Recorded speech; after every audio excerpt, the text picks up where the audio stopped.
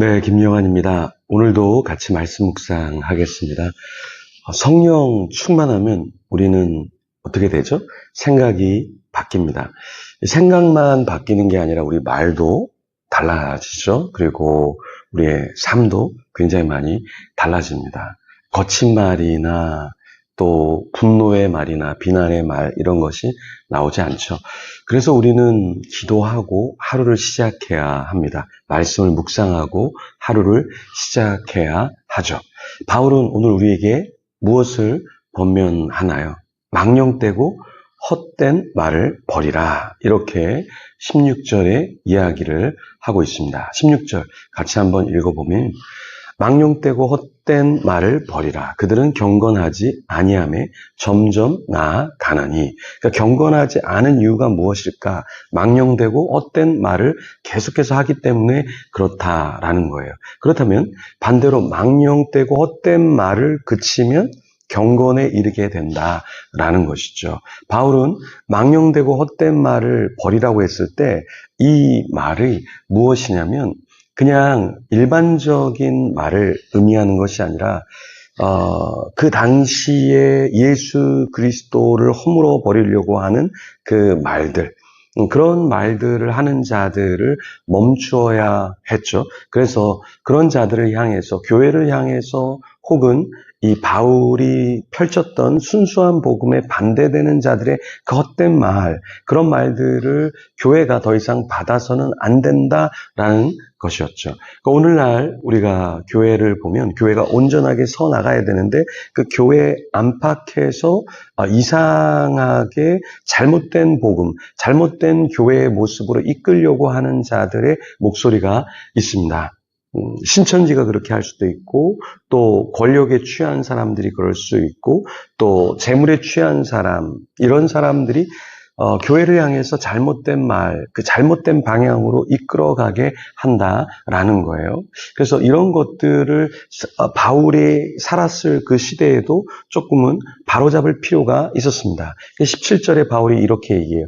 그들의 말은 악성 종양이 퍼져나간 것 같은데 그 중에 후메네오와 빌레도가 있느니라. 이렇게 얘기합니다.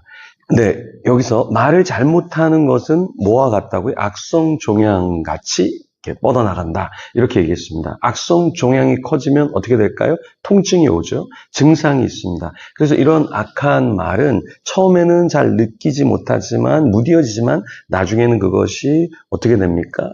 네, 누군가를 그리스도 안에서 자라지 못하게 만드는 거죠.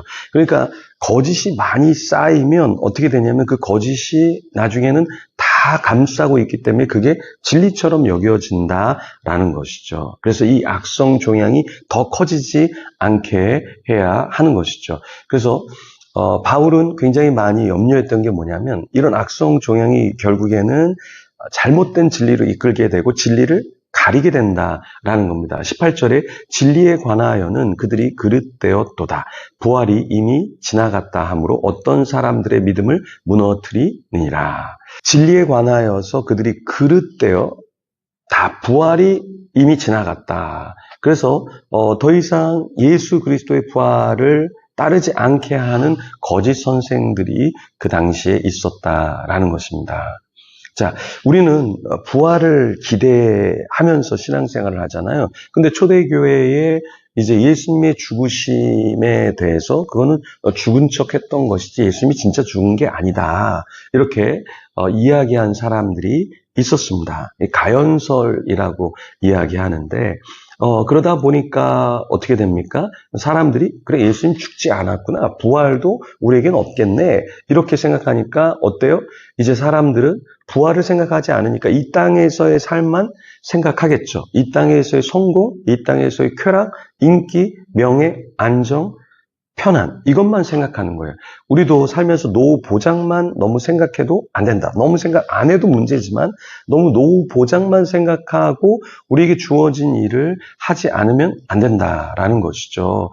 세상은 계속해서 우리에게 이야기합니다. 더 벌어야 된다. 더 편안해야 된다. 더 누려야 한다. 더 위로받아야 된다. 더 사랑받아야 한다. 너의 생각이 중요하다. 너의 삶은 너가 결정하는 거다. 끊임없이 뉴 에이지의 사상으로 너는 신이 될 수 있어. 이 땅에서도 너는 대단한 인물이 될 수 있어. 이렇게 이야기합니다. 그렇지만 그것이 맞지 않죠. 쾌락을 즐겨라. 이렇게, 왜? 많은 사람들이 그렇게 하니까. 근데 우리는 성경이 우리에게 무엇을 말씀하고 있는가, 이것을 조금 알아야 하는 것이죠. 네. 제가, 다음 세대 문화를 주도한다라는 한 젊은 대표를 만났는데, 나중에 간증할 때, 자기 교회의 형 누나들이 다 성관계를 했기 때문에 자기도 여자친구와 성관계를 했고, 그런데 강대상 위에 올라갈 때 하나님이 호통치는 소리를 들었다. 그래서 그 젊은 나이에 잘못한 것을 회개하고 바로 그 자매님하고 결혼을 하겠습니다. 이렇게 간증을 했었습니다. 참 젊을 때 우리가 뭔가를 해보려고 하죠. 그래서 개혁의 목소리도 냅니다. 그런데 정말 이 시대와 딱 병합해서 같이 간다면 우리는 하나님 보시기에 합당한 진리에 이를 수 없는 것이죠. 그래서 우리는 우리 자신을 돌아보면서 내가 세상의 가르침을 따라가고 있는가, 그렇지 않은가, 이것을 계속해서 우리는 고민을 해야 합니다. 자, 사도 바울은 하나님의 사람이 되도록 우리를 계속해서 권고하고 있는데요.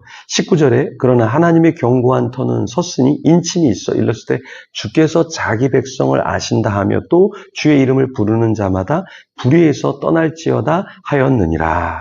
네, 하나님 앞에서 믿는다라는 것은 무엇이냐면 하나님이 모든 것을 다 아시는 것을 알고 경외함을 갖고 주의 이름을 부르는 자마다 불의에서 떠날지어다 말씀하신 그 말씀을 기억하고 불의에서 함께해서는 안 된다라는 것이죠. 네, 한 교회에서 담임 목사님을 이렇게 나가게 했습니다. 저는 그 담임 목사님이 그렇게 좋은 분이라고 생각을 하진 않습니다. 그런데 이 불의한 자를 불의한 방법으로 쫓아내고 거기에 합류한 사람들, 그 사람들이 저는 성숙한 사람이라고 보지는 않습니다. 왜냐하면 불의로 불법적인 절차로 담임을 쫓아내는 것도 그것도 주님이 보시기엔 합당하지 않다라는 거예요. 그래서 우리가 정말 개혁을 이야기하지만 그 방법도, 개혁의 그 방법도 굉장히 주님이 원하시는 방법이고 세상이 볼 때도 그 절차가 합법적으로 차근히 같이 성도들과 함께 움직이는 가운데 이루어져야 교회가 어렵지 않게 된다라는 것이죠. 그래서 사도 바울은 우리가 불의한 자가 되지 않기를 여전히 원했던 것이죠.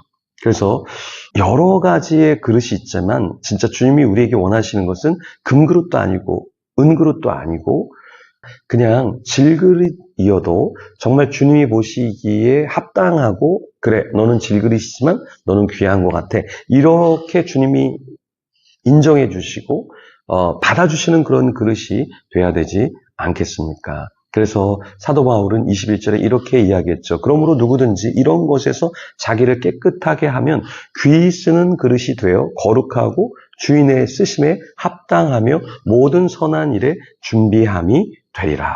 그래서 귀 쓰이는 그릇도 좋지만 더 중요한 것은 주님이 깨끗하게 귀하게 쓰실 수 있는 그런 그릇이 되면 좋겠습니다. 우리 그런 그릇이 되도록 이 시간에 같이 기도하며 주님 앞에 나아가겠습니다.